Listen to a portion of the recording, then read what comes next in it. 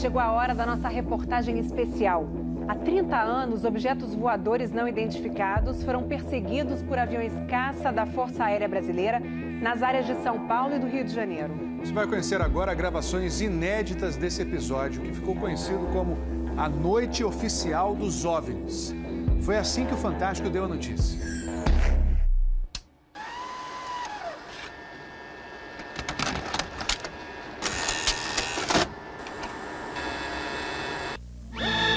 Esta semana, altas autoridades militares do Brasil admitiram publicamente pela primeira vez ter visto objetos voadores não identificados, os OVNIs. O próprio ministro da Aeronáutica, Brigadeiro Moreira Lima, deu a entrevista para informar que pilotos das bases de Santa Cruz, no Rio de Janeiro, e de Anápolis, em Goiás, chegaram até a perseguir e a ser perseguidos pelos objetos voadores não identificados na região de São José dos Campos, sobre o Vale do Paraíba, e trechos do estado do Rio de Janeiro. Eram 21 OVNIs, segundo os militares, que ficaram mais de 3 horas sobrevoando o território brasileiro na noite de segunda e madrugada de terça-feira. Toda vez que é detectado algum objeto não identificado, evidentemente há um processo bastante eficiente de verificar se foi alguma aeronave que está voando sem um plano de voo aprovado, etc. Mas quando se comprova que é algo diferente, as aeronaves então são acionadas. O que ocorreu foi que os radares detectaram vários objetos não identificados. Veja agora, minuto a minuto, o que aconteceu naquele 19 de maio. Às 8h30 da noite, um ponto luminoso é avistado pelo controlador de tráfego aéreo na torre do aeroporto de São José dos Campos, São Paulo. Um avião Xingu da Embraer se aproxima para pouso e o controlador pergunta ao comandante: "Você está vendo o ponto luminoso?" O Xingu confirma o avistamento, muda a rota e tenta se aproximar do OVNI. Quem estava no comando do avião era o coronel Osiris Silva, que voltava de Brasília depois de tomar posse como presidente da Petrobras. Eu vi um objeto luminoso no espaço, parecia um astro normal. Eu voei na direção dele e após 5, 6 minutos de voo, fiquei com a impressão de que ele começou a esmaecer, a perder a intensidade e o brilho. 9h14 da noite. O controle de radar de São Paulo registra sinais sem identificação. 9h20. O controle aéreo em Brasília confirma a presença de objetos voadores não identificados. 10h23. O primeiro jato F-5 decola da base aérea de Santa Cruz, no Rio de Janeiro. Ele carrega armamento de guerra pronto para ser acionado. 10h45. O radar da base aérea de Anápolis, em Goiás, detecta sinais no radar. Um Mirage também armado decola em busca dos OVNIs. 11h15 da noite. O piloto do primeiro F-5 a entrar em ação avista um ponto luminoso e começa a perseguir o objeto voador não identificado. Nosso objetivo justamente era esse, se aproximar e identificar. Nós não conseguimos nem nos aproximar, muito menos identificar. 11h17. Mais um Mirage decola da base de Anápolis para perseguir os objetos. 11h20. O caça F-5 recebe pela primeira vez um sinal no radar de bordo confirmando a presença do objeto não identificado à sua frente. 11h36. O terceiro Mirage sai da base de Anápolis, mas não consegue contato visual com os OVNIs. Naquela noite, 5 jatos da Força Aérea foram acionados e retornaram sem conseguir se aproximar dos objetos. Os radares do Sindacta, em Brasília, registraram um total de 21 sinais desconhecidos no céu do Brasil. O grande personagem dessa história foi o controlador de voo que estava na torre de São José dos Campos. O sargento Sérgio Mota da Silva, que aparece nessa foto tirada na torre de São José poucos dias depois do incidente, foi quem deu o primeiro alerta sobre OVNIs. 30 anos depois, Sérgio, que hoje é controlador de voo civil, deu a primeira entrevista para uma TV. Ele preferiu não mostrar o rosto. Tem alguma coisa aqui no setor noreste de São José? Um farolzinho por lá? Eu estou olhando bem, o bicho está parado. Tem toque de desce, vai para a esquerda e para a direita. Está paradinho lá. Estou olhando, não é estrela não. É um farol. A olho nu parecia um avião. Quando coloquei no binóculo para observar, é que eu vi que ele era extremamente cintilante, multicolorido. Tinha vermelho, azul, branco, lilás, um monte de cores, com uma certa predominância do laranja, mas ele era muito bonito. O controlador pediu ao avião Xingu para tentar avistar o objeto. Eu expliquei a ele onde estava o objeto, pedi a ele que se ele tivesse avistamento, ele me informasse. Permanece com ele à vista? Aqui, aqui. A ponta vista. Esse bem visível, poderia descrevê-lo? É uma estrela grande. Estrela grande e bem vermelha. Entendido, grande e bem vermelha. Controle em São Paulo será alertado.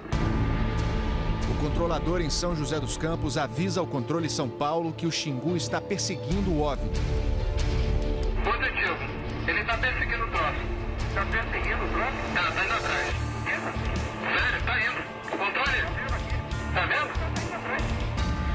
Próximo de São Paulo, já da região do radar, esse objeto simplesmente desapareceu do radar. O Xingu também perdeu contato visual com ele. O avião Xingu abandonou a perseguição e pousou em São José dos Campos. Pouco depois, o controlador da Torre de São José alertou o controle São Paulo. Outros OVNIs estavam aparecendo no céu. Estou vendo 3 agora. São 3 luzes. Mas parecem estrelas, mas o radar não pega estrelas. O que é isso? Você observa alguma mudança de cor, alguma coisa?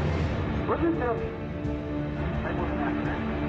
Rapaz, eu não sei. Pra mim, olha, aqui tá parecendo uma estrela, mas só que muda de cor bonito, rapaz. Tá vermelho, amarelo, branco, tá dando um monte de coisa. Pô, tão barato isso aqui, deve ter uns cracks por aqui já pelas contas que eu tô fazendo aqui. Ainda bem que vocês estão vendo também, senão eu ia pensar que eu tô ficando doido. Pô, rapaz, tô arrepiado, meu irmão. Só 2 pontos brancos afastados mais baixos. Estão entrando no alinhamento da pista, além da cidade.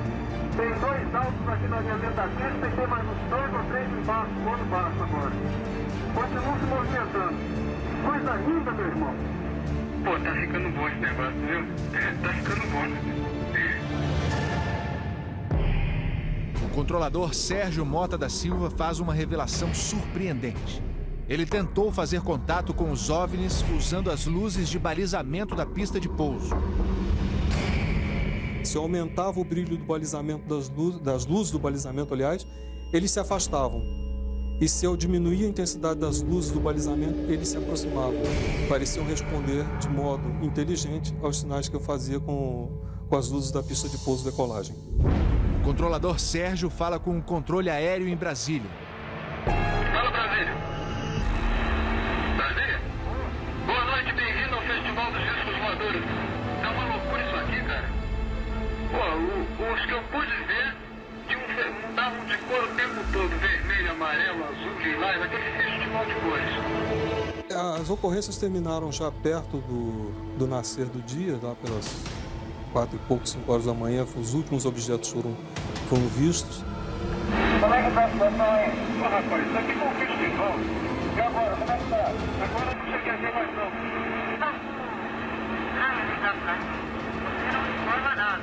Positivo. Mas você não viu nada, não sabe nada. Positivo. O Fantástico também teve acesso às gravações das conversas entre os pilotos e a defesa aérea. Um desses pilotos era o capitão Armindo de Souza Viriato. Veja agora como foi que ele perseguiu um OVNI com armamento pronto para ser usado. Eu estou em contato. Confirma? Estou em contato. Prossiga nesse contato, caçador. 7. Caçador passando a rojão. 7. Caçador passando a rojão. No código dos pilotos, isso quer dizer que o caçador, o avião caça, entrou na situação rojão. O míssil está pronto para disparar. Prossiga nesse contato. Bom, tem o Judite agora. 7. Judite significa que o alvo está no radar. Ou seja, o piloto pode atirar se for autorizado pela defesa aérea. Mas neste momento, o alvo se afasta em alta velocidade. Está aumentando. Aumentando a distância, confirma. Afirmativo. A distância está aumentando de novo aqui. 7. Aumentando rápido, né? Comportamento muito estranho, ok? O capitão Viriato falou sobre a incrível velocidade dos OVNIs numa entrevista ao Fantástico. Essa aceleração, o radar de Brasília chegou a pegar na época de defesa aérea, deu aproximadamente Mach 15. Isso aí daria em torno de 15 mil km por hora. 15 mil quilômetros por hora é uma velocidade muito acima dos jatos mais rápidos do mundo, que chegam no máximo a 4 mil quilômetros por hora. Um documento confidencial do Comando de Defesa Aérea de junho de 1986 concluiu: os objetos produziram ecos nos radares do sistema de defesa e também nos jatos que perseguiram os OVNIs. Houve contato visual dos pilotos. Os objetos atingiram velocidades supersônicas e mostraram capacidade de acelerar e desacelerar de modo brusco. E a principal conclusão do relatório: os fenômenos são sólidos e refletem inteligência pela capacidade de acompanhar e manter distância dos observadores, como também voar informação. Não foi possível identificar a origem dos objetos. Foram esses dois ufólogos, pesquisadores de OVNIs, que conseguiram no Arquivo Nacional em Brasília a liberação gratuita dessas gravações. O fenômeno OVNI é real, existe, e o governo sabe disso, as Forças Armadas sabem disso. Essa documentação sendo exposta para o público permite que as pessoas entendam que isso não é brincadeira. Não tem como a gente falar que seriam naves extraterrestres, né? Eram objetos voadores não identificados. Não podemos dar qual a procedência deles, qual a origem. É alguma coisa inexplicável do nosso ponto de vista tecnológico à época e mesmo ainda hoje.